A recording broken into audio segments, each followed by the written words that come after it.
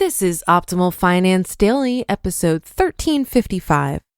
Who should contribute to a 529 plan? By Wanderer of Millennial-Revolution.com. And I'm your host and personal finance enthusiast, Diana Merriam. This is the show where I narrate posts from thought leaders in personal finance every single day of the year, in 10 minutes or less. And if you enjoy this crazy idea of reading blogs to you for free, it'd be great if you could share this podcast with someone today. You can email or text someone a link to oldpodcast.com/listen, or even better, if you're able to subscribe them to the podcast right on their smartphone. It's a really big help to keep this show going and growing. But for now, let's hear today's post and start optimizing your life. Who should contribute to a 529 plan? By Wanderer of Millennial-Revolution.com. Continuing from my last article about saving for your kids' college education, I've spent quite a bit of time reading, learning, and mathing shit up on this topic. And what I've discovered is that, as usual, while the Canadian College Savings Plan, known as the RESP, is relatively straightforward to understand and use, the American College Savings Plan, known as the 529, is not. So today I thought I'd share my thoughts on how best to use a 529 plan to save for your kids' college expenses. Should I even have one? The big question we have to ask for the 529 plan is it even worth having one? This is a bit surprising that this is even a question, since the general rule for the other tax advantage accounts like the 401k or the Roth IRA is, if you can afford to, max everything out. Tax deductions are always better than paying taxes, and tax-free is always better than not tax-free. The only downside of these accounts is the early withdrawal penalty if you retire before the age of 59 and a half.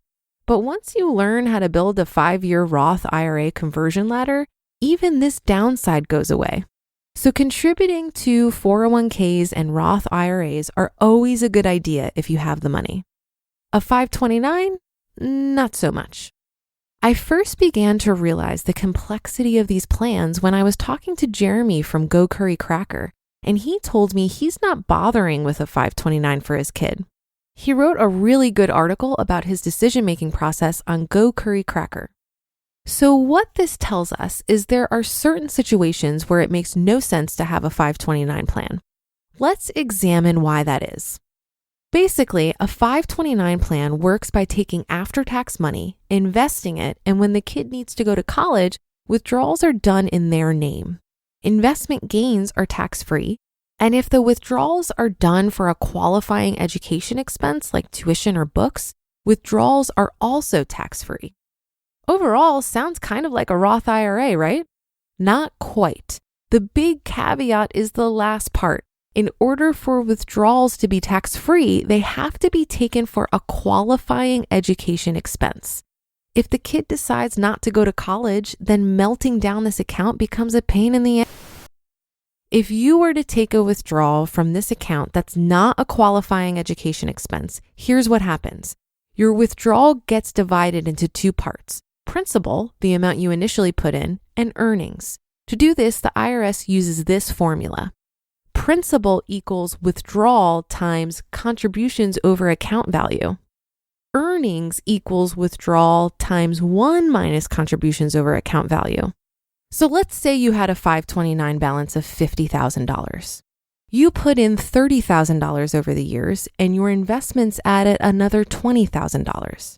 If you were to take a non-education related withdrawal of $10,000, your principal portion of that withdrawal would be $10,000 times $30,000 over $50,000, which equals $6,000. Your earnings portion would be $10,000 times 1 minus $30,000 over $50,000, which equals $4,000. Your principal amount you can take tax-free since it's your own money being returned to you. The earnings portion, however, will be subject to income tax as ordinary income. On top of that, you will be hit with a 10% penalty as well. So as it turns out, there is a downside to the 529 plan, If you put money into it and your kid never goes to college, you'd be hit with all these taxes and penalties when you try to wind it down. So what are the upsides to this plan then? You don't get a federal tax deduction, but some states do offer you a state tax deduction. Also, your investments would compound tax-free over the 18 years, but you get that effect with other plans like a Roth IRA. All these different rules can create situations where it doesn't make any sense to create a 529 plan. An early retiree with a kid is one of these people. If you're retired like Jeremy, you can structure your portfolio to effectively pay zero taxes. That makes the tax-free compounding advantage of a 529 plan worthless since your portfolio is already tax-free. And if your kid doesn't go to college, you won't get hit with all the taxes and penalties when you try to take your money out. Using a Roth IRA to pay for college instead. Here's something most people don't know about Roth IRAs. You can actually use it to pay for college expenses. That's right. If you take a withdrawal from a Roth IRA to pay for qualified education expenses, it can be done tax-free. So now a Roth IRA behaves exactly like a 529 for all intents and purposes. You can put after-tax money into it, your investments compound tax-free, and you can withdraw for educational purposes tax-free. But the Roth IRA doesn't have the disadvantage where the funds have to be used for tuition. If your kid doesn't go to college, just leave the money in there and use it for your own retirement. Of course, if you make a really high income, a Roth IRA may be locked out for you, but you can get around that restriction pretty easily simply by making a backdoor Roth IRA contribution instead. But don't forget about state income taxes. So is there any time it makes sense to use a 529? Turns out, yes. The only advantage the 529 has over other tax-advantaged accounts is that certain states allow you to deduct state income tax for contributions. Of course, this means the usefulness of the 529 heavily depends on what state you live in. Some states have no state income tax, like Wyoming and Alaska.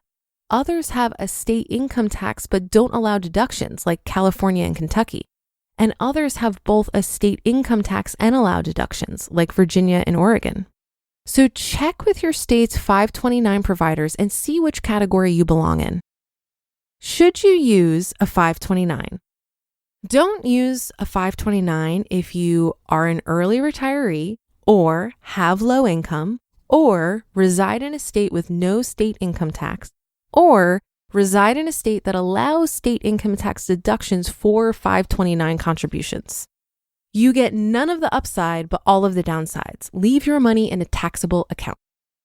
Use a Roth IRA instead of a 529 if you have a high income and reside in a state with no state income tax, or reside in a state with a state income tax but doesn't allow deductions for 529 contributions. Contribute to a Roth IRA, possibly using backdoor Roth IRA contributions instead.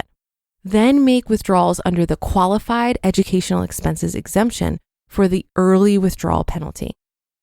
Use a 529 if you have a high income and reside in a state with a state income tax and reside in a state that allows state income tax deductions for 529 contributions.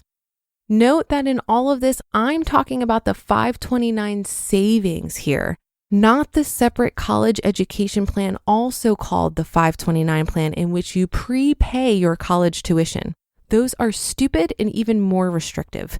Nobody should use those. You just listened to the post titled, "Who Should Contribute to a 529 Plan?" by Wanderer of millennial-revolution.com. Okay, so I have been blessed with no children. So in theory, I shouldn't have an opinion on 529 plans and paying for your child's education. However, I'm also someone who has benefited from paying my own way when it came to school. Now take this with a grain of salt because I got a full academic scholarship and took out loans for living expenses. But I do have a sense of pride in figuring it out for myself. And I always thought that if I did have kids, I would want them to have a similar experience. I remember being annoyed in school by the kids who didn't value their parents covering the cost of their education. Perhaps if they had to cover it themselves, they wouldn't change majors 5 times, or they would put that degree to work in a higher paying field versus staying at their restaurant job. I know I'm oversimplifying, and as someone who graduated college in 2009, I recognize how hard it is to get an entry-level position in a tough economy. It can be argued that the cost of higher education these days makes it impossible for young people to pay their own way. But perhaps if they had to pay for it, they'd be forced to consider the return on investment of that education. Look, if you do decide that it's important to you to pay for your child's education, I would just encourage you to first make sure that you're set on your own financial goals. If paying for college is going to risk your own retirement or put you further into debt, perhaps it needs to be considered further. Your child can take out a loan for school. You, however, cannot take out a loan for your retirement. It's great to help your offspring get a good start to their adult life, but who's to say they will be in a financial position to help you when you're in your elder years? That should do it for another edition of Optimal Finance Daily. I'll be back tomorrow for the Wednesday show, so I'll see you there where your optimal life awaits.